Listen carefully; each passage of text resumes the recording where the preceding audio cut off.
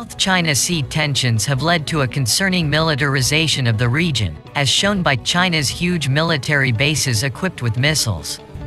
For years, the US and China have contested the South China Sea as Washington attempts to thwart Beijing's growing control in the region. The increasing patrols in the region have led to fears of an accidental collision and subsequent skirmishes. But the main source of fear has been the Chinese military's island bases, which boast runways, hangars, control towers, helipads and radomes, as well as a series of multi-story buildings that China has built on reefs. Beijing deployed a surface-to-air missile system on an island in the region at the time, but the Chinese government dismissed the claims as Western media trying to create stories. However, recent evidence has laid bare the extent of China's missile arsenal and the threat it could pose in the region. In August last year, Chinese forces launched 4 missiles into the disputed waters of the South China Sea. The Pentagon issued a statement of concern following the incident, saying China's actions stand in contrast to its pledge to not militarize the South China Sea and are in contrast to the United States' vision of a free and open Indo-Pacific region, in which all nations, large and small, are secure in their sovereignty, free from coercion, and able to pursue economic growth consistent with accepted international rules and norms. The statement continued, "The PRC or People's Republic of China chose to escalate its exercise activities by firing ballistic missiles. US urge all parties to exercise restraint and not undertake military activities that could threaten freedom of navigation and aggravate disputes in the South China Sea." But the Chinese government hit back, as Defense Ministry spokesman Wu Qian accused the US of provoking tensions and undermined China's sovereignty and security. He added that diplomatic relations between the two countries had been severely damaged. The Chinese government has attempted to assert its country's authority over 90% of the South China Sea with its 9-line claim. The waters are hotly contested because of its lucrative shipping lanes, capacity for military strategic advantages, and wealth of natural resources such as oil and minerals. Branded island fortresses by some experts, China has adapted man-made island bases in the region.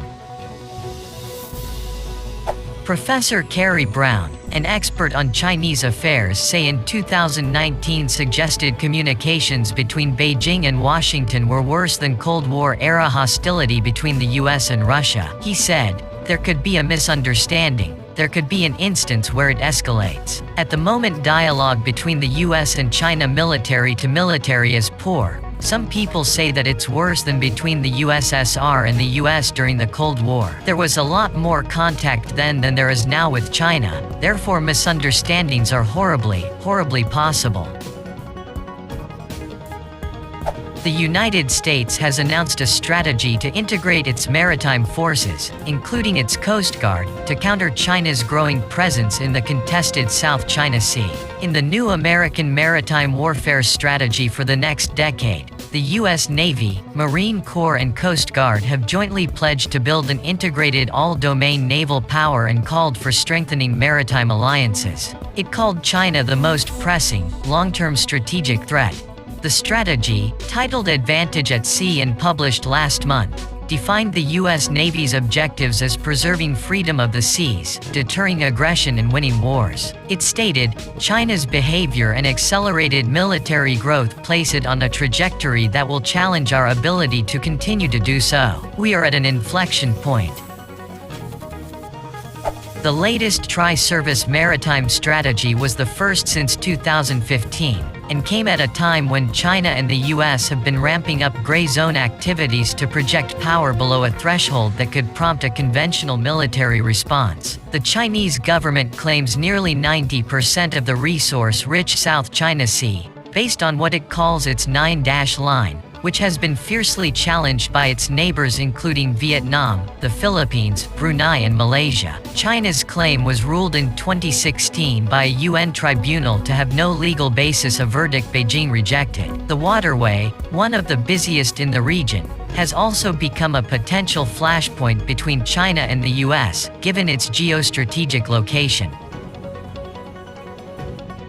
Little information was given on how exactly the Coast Guard would play a role in the South China Sea, but the U.S. Coast Guard has a long history of involvement in U.S. theater security engagement in the region, such as taking part in training exercises between the U.S. Pacific Fleet and Southeast Asian nations, said Colin Coe. This new tri-service maritime strategy essentially enshrines the pre-existing habits of cooperation and coordination, and serves as a guiding framework on how these U.S. maritime forces work together and pool their strengths to counter China's maritime activities, he said.